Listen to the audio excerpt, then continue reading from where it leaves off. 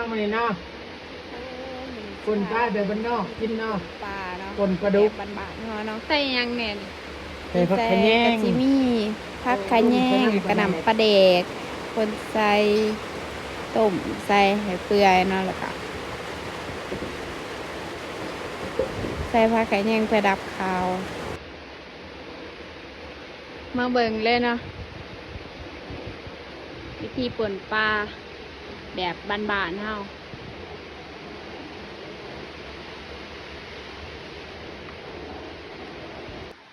นี่เนาะเราก็จะใส่ผักไข่แยงต้มใส่อันนี้เนาะน้ำปลาแดกกินมาตำ เนี่ย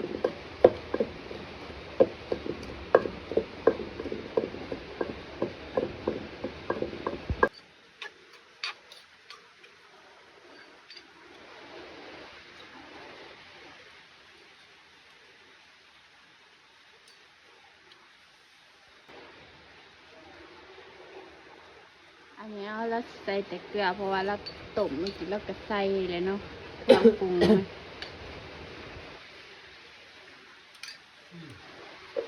แซ่บ เบิ่งทางนี้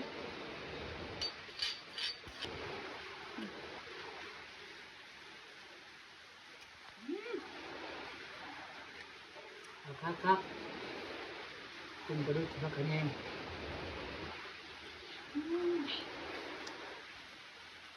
ครับ